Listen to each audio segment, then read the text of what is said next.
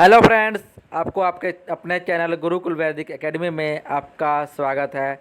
जैसा कि फ्रेंड आपको पता है कि आज 4 जून है, तो हम आपको 4 जून का करंट अफेयर्स कराने वाले हैं, जो कि आपके एग्ज़ाम के पॉइंट ऑफ व्यू से बहुत ही इंपॉर्टेंट रहने वाला है।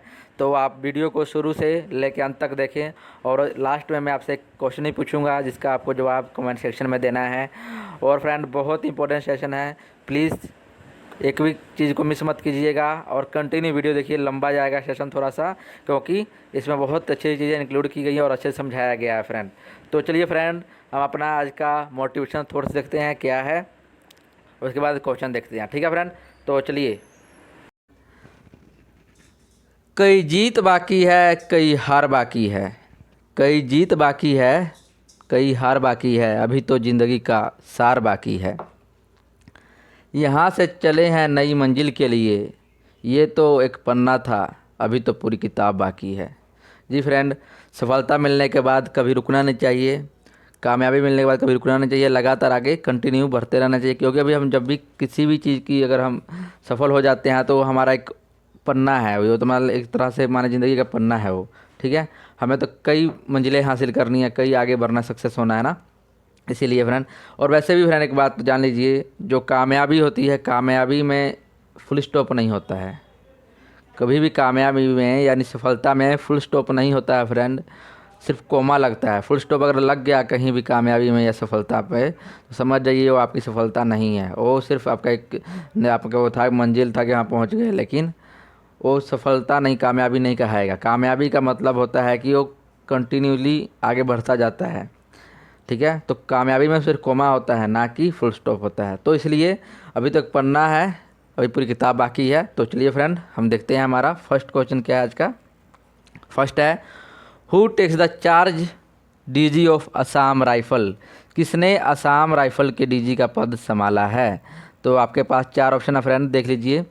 प्रदीप चंद्र नायर, जेबी महापात्रा, कुलदीप सिंह सुबोध। तो फ्रेंड ऑप्शन देख के आप गैस कीजिए। तो हमारा आंसर है फ्रेंड, देख लीजिए आंसर हमारा क्या बनेगा। प्रदीप चंद्र नायर जो है बने हैं असम राइफल्स के डीजी। और आपके पास जो फ्रेंड ये है जेबी महापात्रा, कुलदीप सिंह, सुबोध कुमार, तो इनके बारे में आप बताइए। तो देखिए फ्रेंड क्या है। तो फ्रेंड जेबी महापात्रा जो है ये आपके सीबीडीटी यानी सेंटर बोर्ड डायरेक्ट टैक्स के चेयरमैन बने थे, मैंने ऑलरेडी क्लास में वो करवाया था। और कुलदीप सिंह फ्रेंड ये एनआईए के एडिशनल चार्ज इनको मिला है। एनआईए यानी नेशनल इन्वेस्टिगेशन एजेंसी जो है, उसके एडिशनल चार्ज इनको मिला है कुलदीप सिंह को। और सुबोध कुमार फ्रेंड ये सीबीआई के डायरेक्टर बने हैं। तो फ्रेंड आप देखिए, असम राइफल्स का कुछ फैक्ट्स दिखाता हूँ आपको मैं।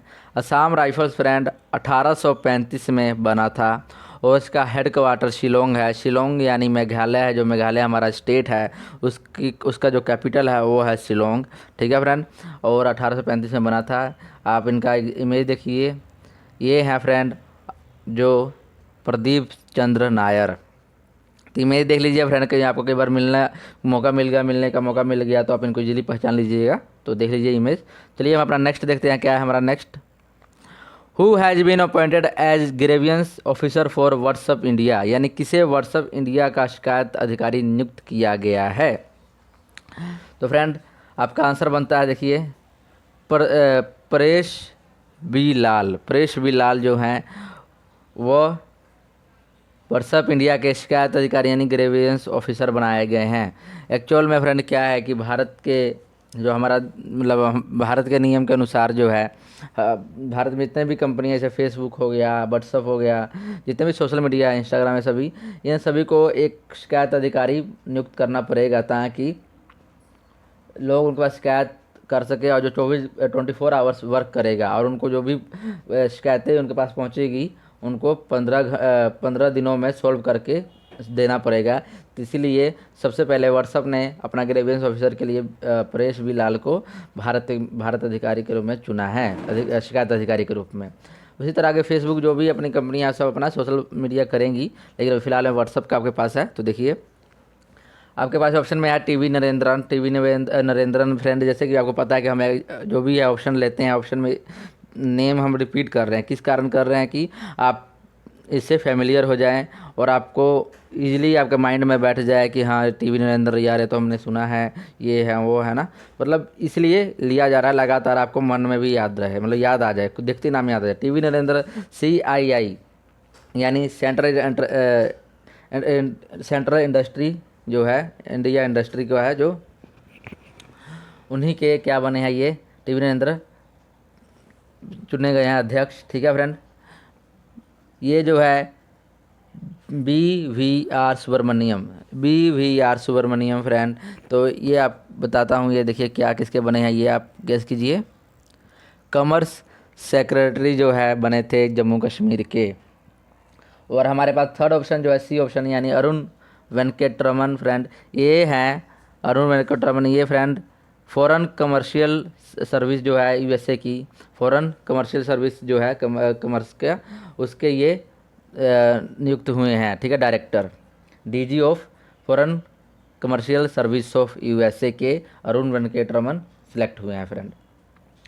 कुछ आपके पास व्हाट्सअप के फैक्ट्स हैं, देखिए।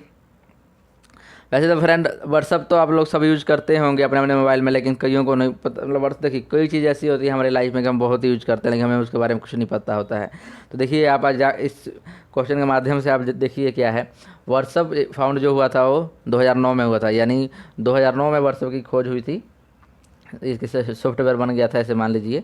और इसके जो फाउंडर थे किसी को नहीं पता होता है, जैन कॉम और ब्रेन एक्टन जो थे वो इसके फाउंडर थे जिन्होंने इसकी खोज की थी।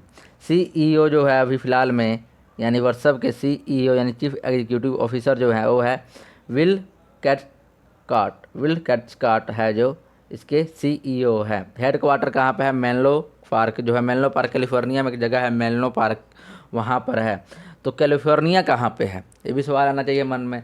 तो कैलिफोर्निया फ्रेंड ये है USA में, यानी यूनाइटेड स्टेट ऑफ अमेरिका में पड़ता है कैलिफोर्निया। और USA की बात करें तो USA की जो राजधानी है तो वाशिंगटन DC है, कैपिटल यानी वाशिंगटन DC है, और वहाँ पर डॉलर चलता है करेंसी।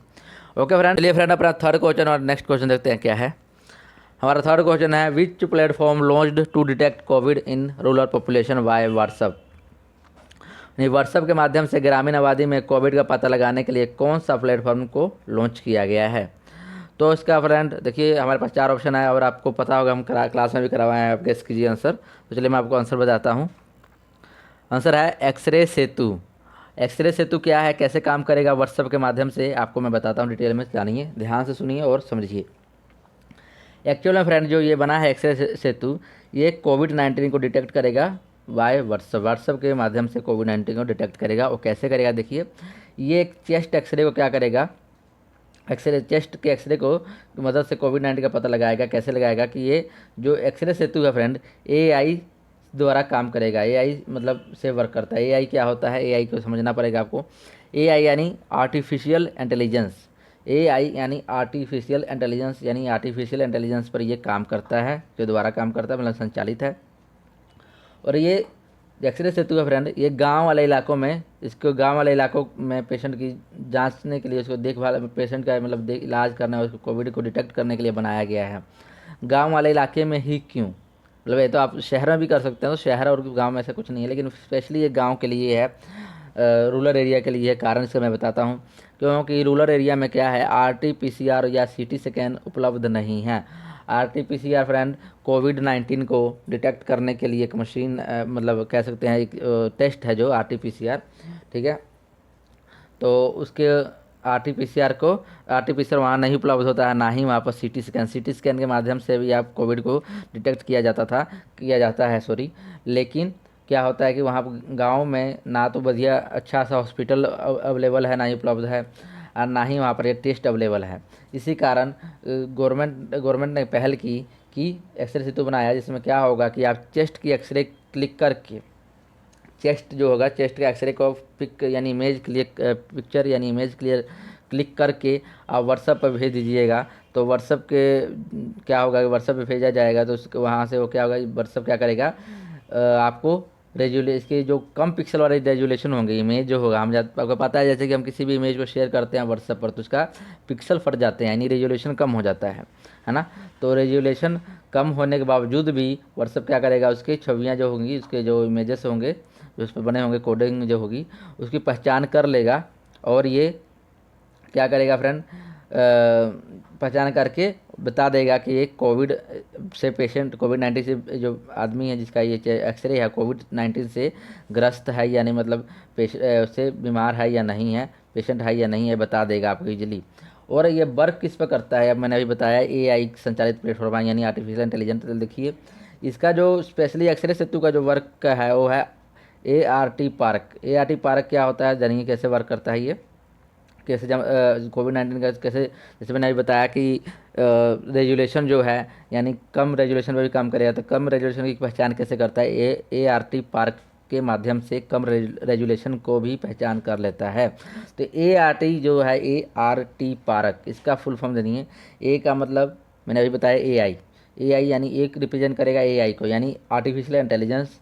R रिप्रेजेंट करता है रोबोटिक्स, T रिप्रेजेंट करेगा टेक्नोलॉजी, ठीक है। तो ऐसे AI रोबोटिक्स टेक्नोलॉजी पार्क के माध्यम द्वारा ये विकसित किया गया है एक्सरे सेतु, जो कि आपके कम छवियां, जो हमारे रेजुलेशन वाली कम छवियां होंगी उसकी मतलब इमेज को पहचान भी कर लेगा, ठीक है। और ये किसके द्वारा बनाया गया है, एक्सरे सेतु बनाया किसके द्वारा गया है, ये तो देखिए जो हमारा IISc यानी इंडियन इंस्टीट्यूट ऑफ साइंस है बेंगलुरु वाला, Indian institute of science of Bengaluru, इसके एक उन्होंने एक डिपार्टमेंट ऑफ साइंस टेक्नोलॉजी की स्थापना की है, जो बनाया गया, जो गवर्नमेंट की मदद से बनाया गया, वहाँ पर इसको विकसित किया गया है ये एक्सरे सेतु को।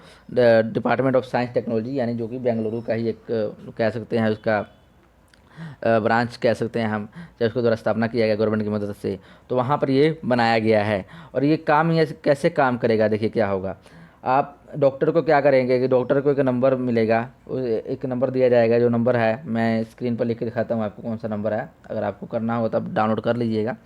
देखिए ये नंबर होगा 8046116838। इस नंबर पर क्या करेंगे, डॉक्टर क्या करेंगे, मैसेज भेजेंगे, और मैसेज भेजने के बाद इस पर रजिस्टर करने के बाद रजिस्टर हो जाए, जब ये नंबर पर रजिस्टर हो जाएगा तो वो क्या, रजिस्टर होने के बाद वो अब इस पर फ़ोटो जो भी हमने एक्सरे का पिक क्लिक किया होगा, पिक्चर लिया होगा, उस नंबर पर भेज देंगे। और वहाँ से वो क्या करेंगे, इस पर रजिस्टर करने के लिए क्या करेंगे, देखिए जाने के बाद www जो ट्रिपल W यानी वर्ल्ड वाइड वेब है, उस exray-setu.com पर जाकर ट्राई द फ्री एक्सरे सेतु यानी ट्राई द फ्री एक्सरे सेतु पर जो बटन होगा, बीटा बटन का दबाना होगा, क्लिक करना होगा। उसके बाद एक दूसरा पेज खुलेगा, वो रिडायरेक्ट जो आपको ले जाएगा पेज पर, जहाँ पर ही आपको इमेज को अपलोड करने के लिए बोलेगा, दूसरे पेज पर ले जाकर। जब इसे आप वेबसाइट खोलिएगा www.exraysetu.com, तो आपको वहाँ पे दिखेगा try to free x ray Setu beta button दिखेगा, उस पर क्लिक कीजिएगा तो आपको सीधा आपको डायरेक्टली आपको लेकर चल जाएगा उस पेज पर, जहाँ पर ये फ़ोटो मांगेगा कि बताइए फ़ोटो या गैलरी से आपको अपलोड करना है या कैसे करना है। तो वहाँ से अपलोड कीजिए फ़ोटो, उसके बाद आपको तुरंत ही बता देगा कि ये कोविड से पीड़ित है या नहीं है। ओके फ्रेंड, तो चलिए हमारा अब देखिए इसके बारे में डिटेल तो आपको मैंने बता दिया इसका। तो देखिए आगे हमारा क्या है, हमारा इमेज देख लीजिए इसका, ऐसे देखिए काम एक्सरे सेतु देखिए व्हाट्सएप में इमेज यहाँ भेजा गया है। तो चलिए हम नेक्स्ट देखते हैं, हमारा नेक्स्ट क्वेश्चन क्या है फ्रेंड। हमारा नेक्स्ट है, who is appointed as chair of WH executive board, यानी WH के कार्यकारी बोर्ड के अध्यक्ष किसे नियुक्त किया गया है। तो आपके पास 4 ऑप्शन है, 4 ऑप्शन में देख लीजिए, doctor Harshvardhan, doctor Tedros Adhanom Ghebreyesus और हेनरिटो H4 और डॉक्टर पैट्रिक एमोथ। तो हमारे देखिए आंसर बनेगा फ्रेंड, ये है डॉक्टर पैट्रिक एमोथ जो है फ्रेंड, इनको नियुक्त किया गया है WHO के एग्जीक्यूटिव बोर्ड के चेयरमैन नियुक्त किया गया है। इन्होंने फ्रेंड डॉक्टर हर्षवर्धन जो हमारे भारत के जो रिप्रेजेंटर थे यानी चेयरमैन थे, पहले ये थे डॉक्टर हर्षवर्धन, ये ऑप्शन जो है डॉक्टर हर्षवर्धन, ये पहले चेयरमैन थे हु के एग्जीक्यूटिव, ठीक है, ऑफिसर बोर्ड के चेयरमैन थे। तो उन्हीं का जगह लिया है डॉक्टर पैट्रिक एमोथ ने फ्रेंड। ये क्या होता है कि जो भी ये लेते हैं लोग, तो 1 साल का ये जो होता है 1 साल का टाइम पीरियड होता है। तो डॉक्टर हर्षवर्धन का 1 साल का टाइम पीरियड ख़त्म हो गया था, तो अब डॉक्टर पैट्रिक एमोथ को बनाया गया है। ठीक है फ्रेंड। और देख लीजिए यहाँ पर डॉक्टर टेड्रस एडहनम घेब्रेयेसस दिया हुआ है। ये फ्रेंड WHO के जो है WHO के कह सकते हैं ये हेड है ना, प्रेसिडेंट है। तो ठीक है फ्रेंड। और देखिए आपके पास हेनरिटा H4 जो लिखा है ये यूनिसेफ के चेयरमैन है, यानी हेड कह सकते हैं इनको आप। हेनरिटा H4 जो है ये फ्रेंड यूनिसेफ के चेयरमैन कह दीजिए, हेड कह दीजिए। ठीक है फ्रेंड। तो आप कुछ देख लीजिए फैक्ट इसके। WHO के फैक्ट है वर्ल्ड हेल्थ ऑर्गेनाइजेशन का फुल फॉर्म है, इसको याद रखिएगा। और कई बार एग्जाम में पूछा है इसका फाउंडिंग डेट कब है, तो 7 अप्रैल 1948 को ये बना था, ये याद रखिएगा, बहुत बार पूछता है एग्जाम में। हेड क्वार्टर भी आता है, स्टैटिक पोर्शन में हेड क्वार्टर पूछता है कि किस जो भी ऑर्गेनाइजेशन है या कोई भी कॉरपोरेशन है उसका कहाँ पर हेड क्वार्टर यानी मेन ऑफिस कहाँ है, तो जिनेवा में इसका है। ठीक है। और इसका जो चेयरमैन है यानी हेड है जो वो है बी ऑप्शन में लिखा हुआ नाम डॉक्टर टेड्रस एडहनम घेब्रेयेसस जो है इसके चेयरमैन कह दीजिए। ठीक है फ्रेंड। तो चलिए हमारा नेक्स्ट आपको दिखा दें फ़ोटो इनका डॉक्टर पैट्रिक एमोथ का। देख लीजिए फ़ोटो, ये है डॉक्टर पैट्रिक एमोथ। ये कहाँ के हैं, एक केनिया के हैं फ्रेंड। ये भी यार के पूछ लेता है डॉक्टर पैट्रिक एमोथ कहाँ के हैं, तो केनिया के हैं। और केनिया की जो केनिया है फ्रेंड उसका फिर आपको पता होना चाहिए। केनिया की जो राजधानी है नैरोबी है। नैरोबी मैंने जैसे बताया, देखिए एग्जाम में कैपिटल करेंसी से भी आते हैं क्वेश्चन। तो केनिया का कैपिटल है नैरोबी और वहाँ की जो करेंसी है शीलिंग, करेंसी है शीलिंग। और प्रेसिडेंट जो वहाँ के प्रेसिडेंट यानी जो जैसे हमारे देश का राष्ट्रपति प्रेसिडेंट कौन है, रामनाथ कोविंद है ना, वैसे ही केनिया के प्रेसिडेंट है उहुरु केनियाट्टा। उहुरु केनियाट्टा जो है केनिया के प्रेसिडेंट है। तो चलिए फ्रेंड नेक्स्ट देखते हैं। अब नेक्स्ट क्या है हमारे पास, नेक्स्ट है who is appointed as director of CCMB। तो CCMB का डायरेक्टर किसे नियुक्त किया गया है। तो फ्रेंड आपके पास ये ऑप्शन है, देखिए हमारा आंसर क्या है। हमारा आंसर बनता है डॉक्टर विनय के नंदकोरी। डॉक्टर विनय के नंदकोरी को CCMB का डायरेक्टर नियुक्त किया गया है। Okay friend. तो CCMB क्या है, तो CCMB CSIR का ही एक मतलब का पार्ट कह सकते हैं, भाग है। CSIR सबसे पहले आप जानिएगा CSIR है क्या। CSIR है सेंट्रल साइंस इंडस्ट्रियल रिसर्च। ठीक है फ्रेंड। तो ये है CSIR का फुल फॉर्म। उसी में से है CCMB। CCMB क्या है, देखिए CCMB है सेंटर फॉर सेलुलर और molecular biology, centre for cellular and molecular biology. ठीक है फ्रेंड। ये उसका फुल फॉर्म बनता है CCMB का।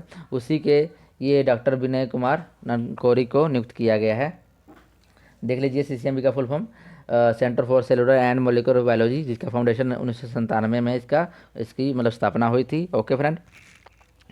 और एक बात और, जो ये डॉक्टर विनय के नंदकोरी है फ्रेंड, इन्हें माइकोबैक्टीरिया जो हमारे टीबी जो होता है, टीबी ट्यूबरकुलोसिस बीमारी होती है, उसके माइकोबैक्टीरिया के जो उसके सिंगली स्ट्रक्चर जो नेटवर्क है, सिग्नली जो नेटवर्क है माइकोबैक्टीरिया, यानी तो पता है कि माइकोबैक्टीरिया से ही टीबी होता है। तो टीबी के माइकोबैक्टीरिया के सिग्नली नेटवर्क की पहचान करने के कारण इनको पूरे दुनिया में पहचान मिली थी, है ना। तो उसी की खोज मतलब उसकी जानकारी देने के लिए इनको पूरी दुनिया में इनको विख्यात हो गए, इनकी पहचान इनको बन गई। ठीक है फ्रेंड। और हमारे पास ऑप्शन है प्रदीप चंद्र नायर। अभी फ़िलहाल मैंने बताया था, जस्ट हम अभी लास्ट क्वेश्चन में किए हैं। नाम क्या ये है, असम राइफल्स के बने हैं, नियुक्त हुए हैं DG। रीमा जैन। रीमा जैन फ्रेंड आपको पता होना चाहिए, रीमा जैन कौन है। ये वोडाफोन इंडिया के CDO यानी चीफ डेवलपमेंट ऑफिसर नियुक्त किए गई थी रीमा जैन। और पेनपा शेरिंग देखिए मैंने ऑप्शन ने बहुत दिनों के बाद इंक्लूड किया है और ये एग्जाम के पॉइंट ऑफ व्यू से इम्पोर्टेंट भी है। तो पेनपा शेरिंग जो है तिब्बत के क्या बोलते हैं, तिब्बत के प्रेसिडेंट नियुक्त हुई हैं। ठीक है फ्रेंड। तो चलिए हम आगे देखते हैं फ़ोटो देख, इससे सबसे पहले आप फ़ोटो देख लीजिए डॉक्टर विनय के नंदकोरी जो कैसे हैं दिखने में। ये हैं इमेज में जो दिखाई दे रहे हैं, ये हैं विनय के नंदकोरी। आप देख लीजिए, कई बार होता है आदमी को सामने आ जाते हैं, मिलना हो जाता है ना, तो पहचान कर पाएंगे इजीली। तो चलिए हमारा लास्ट कह रहा हूँ, हमारा जो नेक्स्ट क्वेश्चन क्या है, सिक्स्थ क्वेश्चन क्या है, देखिए हमारा सिक्स्थ है, who has been elected as president of Israel. Israel में हाल ही में इलेक्शन हुए हैं राष्ट्रपति के, तो वहाँ पर नए राष्ट्रपति कौन सिलेक्ट हुए हैं यानी इलेक्ट हुए जीते हैं, तो आपको बताना है। तो हमारा आंसर देखिए फ्रेंड, यहाँ पर जो बना है आइसेक हेरजोग है। आइसेक हेरजोग जो है वो प्रेसिडेंट बने हैं इजराइल के, ठीक है फ्रेंड। इन्होंने देखिए फ्रेंड क्या, सबसे पहले जानिए इजराइल में जो इलेक्शन हुआ है वहाँ पर 120 संसदीय पार्लियामेंट्री मेंबर का चुनाव था। वहाँ पर टोटल 120 पार्लियामेंट के सीट हैं, ठीक है। वहाँ पर जैसे हमारे यहाँ पार्लियामेंट इलेक्शन होते हैं, member of parliament prime minister चुना जाता है, तो यहाँ पर इजराइल में प्रेसिडेंट चुना जाता है, ठीक है फ्रेंड। ओके, तो 120 पार्लियामेंट्री सदस्य वाली देश में, वहाँ पर सदस्य वाले जो देश में राष्ट्रपति नियुक्त हुए हैं इजराइल हेरजोग, ठीक है फ्रेंड। तो इनका बारे में जान लीजिए कुछ। इन्होंने रियूवेन रिवलिन जो लिखा है बी ऑप्शन, रियूवेन रिवलिन इनको हराकर, रियूवेन रिवलिन को हराकर इनको हराकर जीते हैं आइसेक हेरजोग, ठीक है फ्रेंड। पहले ये थे, ठीक है। अब हमारे पास देखिए यहाँ पर सी ऑप्शन दिखाई दे रहेगा, Benjamin Netanyahu. Benjamin Netanyahu friend ये हैं आपके वहाँ पे इजराइल के prime minister. Benjamin Netanyahu Israel के क्या है, प्राइम मिनिस्टर हैं। और most important option D option, ये आप याद रखिएगा, एग्जाम में आ सकता है, क्योंकि यहाँ पर देखिए इजराइल के जो फैक्टर भी लिए हैं ये एग्जाम में आने के बहुत चांस है, बन जाता है, क्योंकि यहाँ पर अभी भी थोड़ी देर कुछ दिन पहले यहाँ विरोध चल रहा था, मतलब फ़िलिस्तीन और इन दोनों में कुछ आपस में मतभेद संघर्ष चल रहा था। तो न्यूज़ में काफ़ी दिन तक न्यूज़ में रहता था, वो जैसे पता है कोई चीज़ न्यूज़ में रहता है तो करंट अफेयर का क्वेश्चन बनने में देर नहीं लगाता है, एग्जाम किसी न किसी एग्जाम के शिफ्ट में आपको देखने को जरूर मिल जाएगा। तो न्यू अपॉइंटमेंट है इजराइल की जो आपको एग्जाम में देखने को मिल सकती है। तो बेंजामिन नेतन्याहू वहाँ के प्राइम मिनिस्टर है। और डेविड वर्नियो जो है, इसको आप याद रखिए, ये है मोसाद के हेड बने हैं। मोसाद जो है, मोसाद क्या है, मोसाद के चीफ बने हैं, मुख्य अधिकारी बने हैं। तो मोसाद यानी क्या, अब डाउट तो मन में होना चाहिए, मोसाद क्या। तो मोसाद फ्रेंड जो है इजराइल का खुफिया विभाग है, ऐसे बोल सकते हैं। जैसे हमारे यहाँ RAW होता है, RAW यानी रिसर्च एनालिसिस विंग्स, है ना, हमारे यहाँ है ना, जो ऑपरेशन को अंजाम देता है, खुफिया ऑपरेशन जो होते हैं हमारे, जाकर किसी कंट्री में स्ट्राइक करना हो तो वो हमारी उसको अंजाम देता है। उसी तरह फ्रेंड मोसाद जो है इजराइल का एक खुफिया एजेंसी कह सकते हैं हम, ये है ना, तो की तरह हमारे। तो उसी मोसाद के ये क्या है, चीफ सेलेक्ट हुए हैं डेविड वर्नियो, जो कि दुनिया में बहुत मतलब कहना जो मोसाद है ना, एक मोस्ट ऑफ द मतलब पावरफुल एजेंसी के टाइप का कह सकते हैं इनको, ठीक है। खुफिया एजेंसी है पावरफुल, ये किसी भी ऑपरेशन को बहुत ही अच्छे से अंजाम दे सकती है।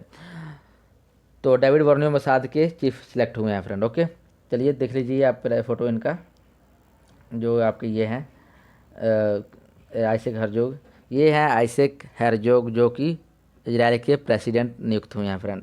ओके, इजराइल के फैक्ट्स बता दिया मैंने, पीएम तो बता ही दिया, बेंजामिन नेतन्याहू है। और इजराइल का कैपिटल जेरूसलम। और जितना भी वैसे भी अभी जो फिलिस्तीन और इजराइल में जो भी मामला मतलब मतभेद या गर्माहट ये जो संघर्ष चल रहा था, वो सब कुछ जेरूसलम को लेकर ही था। जेरूसलम में एक मस्जिद है जिस पर फिलिस्तीन मतलब वहाँ पर अपना पूजा पाठ करता है, वहाँ पर अधिकार इजराइल भी जताता है।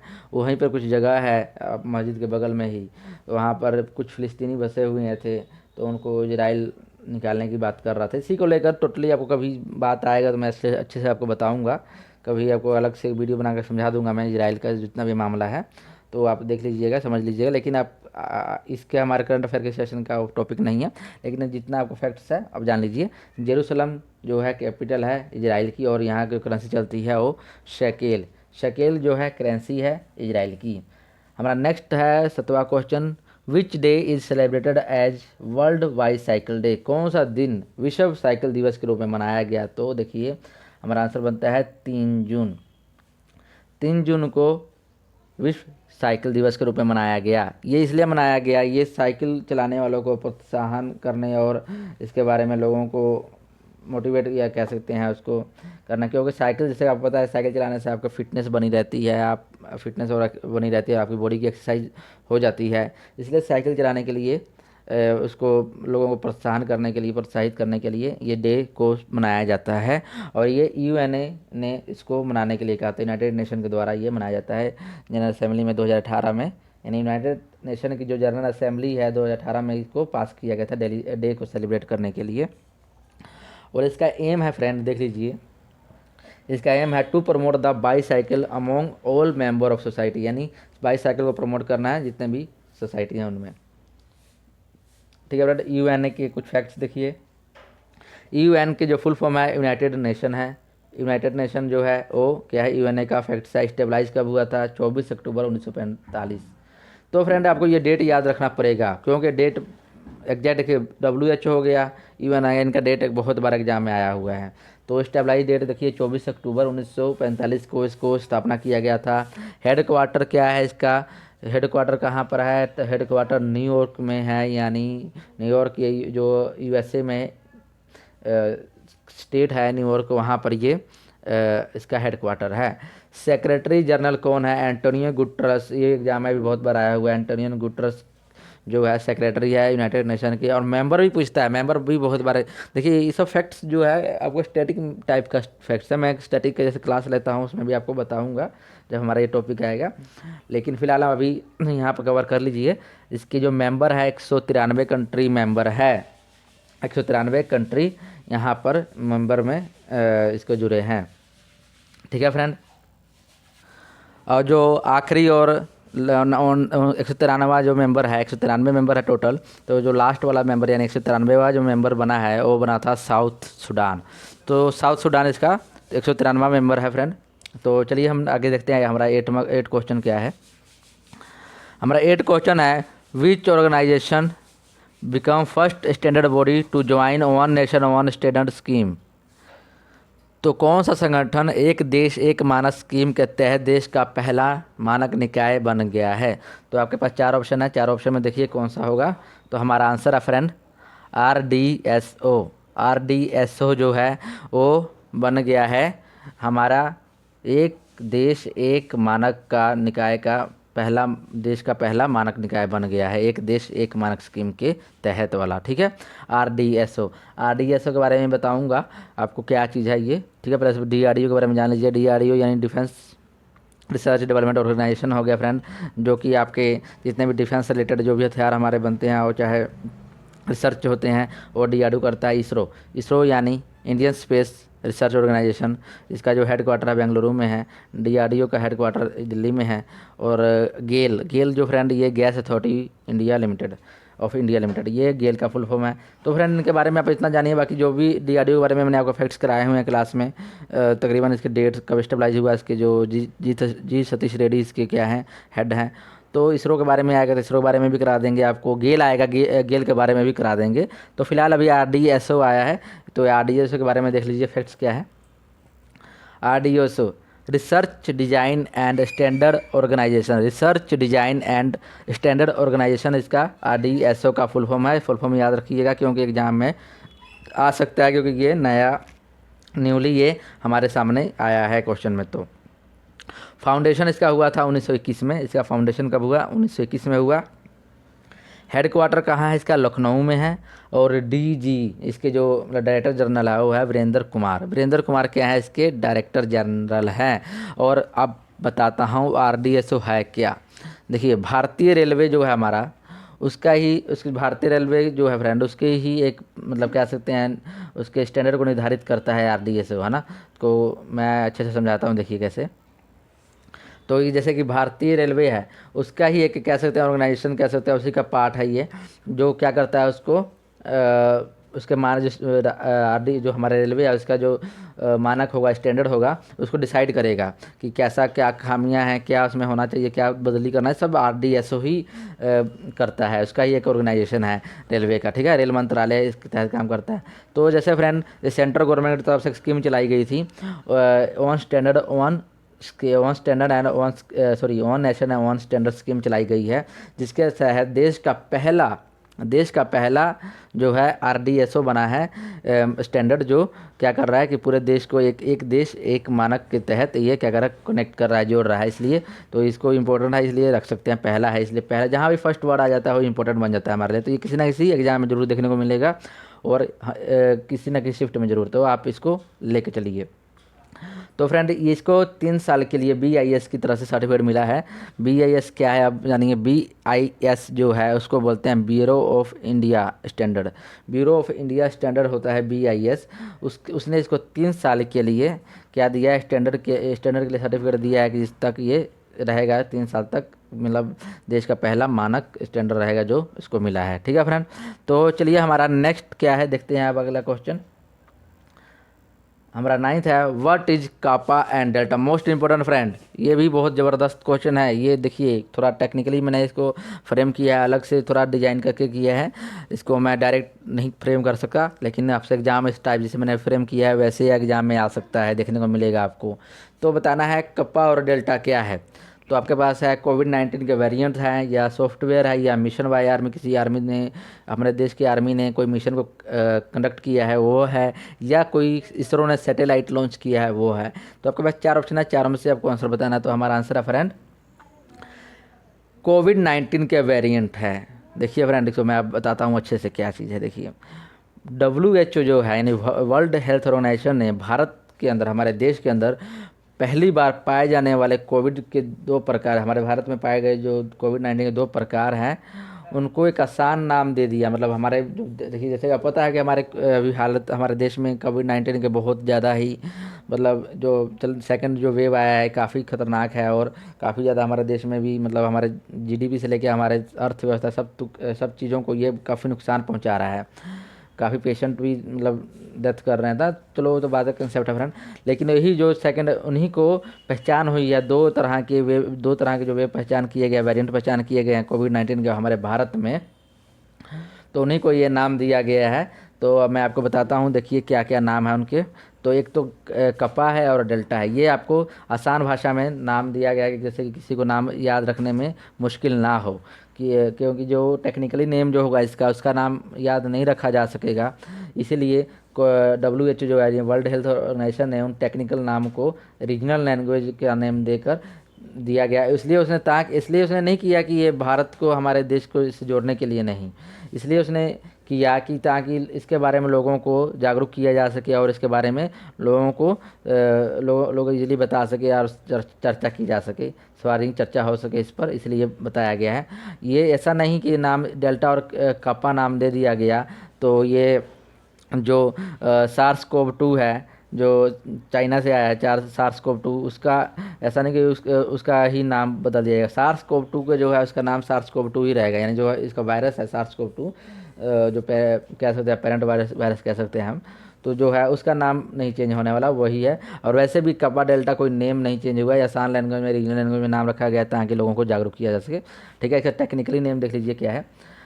देखिए जो टेक्निकली नेम है, पहला जो वेरिएंट है, जो फर्स्ट वेरिएंट है, उसका नाम है 1.617, यानी आप ऐसे याद रख सकते हैं 16,171 कह सकते हैं। अगर आप डेसिमल हटा दें तो 16,171 को कप्पा कहा गया, 16,172 को डेल्टा कहा गया है।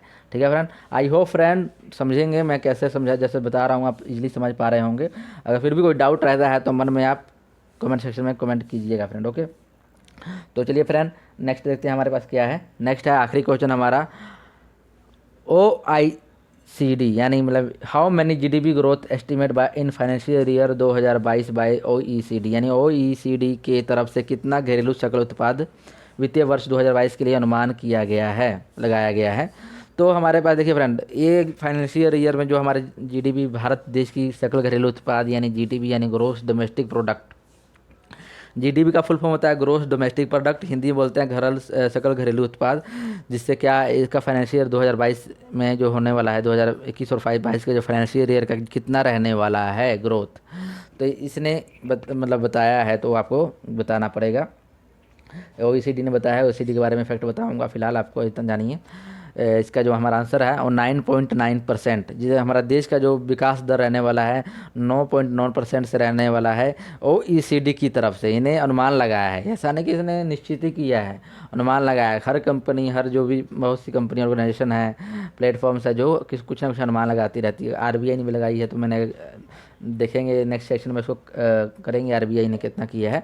लेकिन अभी फ़िलहाल में OECD ने कितना किया है देखिए, 9.9% किया है, जो कि अभी फ़िलहाल में ही किया है। तो इससे पहले OECD जो थी उसने 12% की थी, 12.6% GDP सकल घरेलू उत्पाद भारत का रहेगा 2021-22 के लिए, इसने अनुमान लगाया था OECD ने। ठीक है फ्रेंड, मार्च में अनुमान लगाया था, लेकिन उसको कैंसिल करके नहीं, गलत करके अब 9.9% कर दिया है, 9.9% कर दिया है। इसलिए देखिए कोई मतलब, इसलिए इसको हम नहीं कह सकते कि ये एक्यूरेट होता है, 100% सही होता है। ठीक है फ्रेंड, CDO जो हमारे OECD क्या है उसके बारे में देखिए। OECD की फुल फॉर्म है organisation for economic corporation and development, organisation for economic corporation development, जिसका फाउंडेशन हुआ था 30 सितंबर 1961। 30 सितंबर 1961 में ये बना था। इसके चेयरमैन है मैथियस कॉरमैन इसके चेयरमैन है। इसका हेड क्वार्टर है पेरिस यानी कैपिटल है किसकी, फ्रांस की कैपिटल है पेरिस। यहाँ पर यूरो चलता है करेंसी, तो OECD का हेड क्वार्टर है पेरिस में। ओके फ्रेंड, और इसने OECD ने 2022-23 के लिए भी अनुमान लगा दिया है। अभी से बताओ कि 2022-23 में क्या होगा क्या नहीं होगा, कुछ पता नहीं है, लेकिन इसने अनुमान लगा दिया है कि वहाँ पर उस टाइम 8% हमारा GDP ग्रोथ रहने वाला है। लेकिन फ्रेंड इनका कुछ भरोसा नहीं है, कभी कम हो सकता है, कभी ज़्यादा कर सकते हैं। तो ठीक है, जैसे अभी मार्च में इसने 12.6% किया था, लेकिन इसको काट कर इसे 9.9% कर दिया है। तो फ्रेंड ये हमारा आखिरी क्वेश्चन था, चलिए, जो हमने आपसे पूछा था कल कि who become the CII president, तो मैंने इससे पूछा था कि TV नरेंद्रन जो है वो किसके प्रेसिडेंट नियुक्त हुए हैं। तो देखिए TV नरेंद्र CII के प्रेसिडेंट नियुक्त हुए हैं। एक क्वेश्चन था सच कहूँ तो बायोग्राफी किसकी है, तो बच्चों ने कमेंट सेक्शन में इसका आंसर बताया था, जो कि सही था। देखिए इसका आंसर बनता है नीना गुप्ता जो है सच कहूँ तो बायोग्राफी है। ठीक है, बायोग्राफी इनकी है। और global parents celebrated on which day, यानी ग्लोबल पेरेंट्स डे कब मनाया जाता है, इसका आपको फाइंड आउट करना है और कमेंट सेक्शन में इसका आपको आंसर बताना है। तो आई होप फ्रेंड आपको सेशन पसंद आया है होगा, और बहुत अच्छे से मैंने समझाया। वीडियो थोड़ा लेंथ में जा रहा है, तो फ्रेंड देखिए क्वालिटी देनी है हमको, ठीक है, लेंथ वाइज नहीं होता। अब मान लीजिए मैं 10 मिनट का वीडियो बना दूँगा, 10 MCQ मैंने लिया है, 10 MCQ आपको करवा दूँ कि क्वेश्चन फ्रेम किया है उसका आंसर बता दूँ चल जाऊँ, उसका कोई मतलब नहीं है फ्रेंड, क्योंकि वो क्वेश्चन आपके एग्जाम में फ्रेम होगा या नहीं होगा, या डायरेक्टली वही होगा या उसे घुमा के होगा। तो आप अगर मान लीजिए क्वेश्चन ही ना आया, वो किसी और तरीके से फ्रेम हो गया क्वेश्चन, तो आप नहीं कर पाइएगा। इसलिए मैं वीडियो हमारा लेंथ में जाता है, लेकिन मैं आपको अच्छे से बताता हूँ कि कैसे क्वेश्चन फ्रेम हो सकता है, इसके क्या क्या फैक्ट्स है, ताकि आप किसी भी तरह से वो क्वेश्चन फ्रेम होगा है आपसे छूटे नहीं। ओके फ्रेंड, तो आप चैनल को सब्सक्राइब कीजिए, लाइक कीजिए एंड शेयर कीजिए। Okay friend, thank you friends, शब्बा खैर।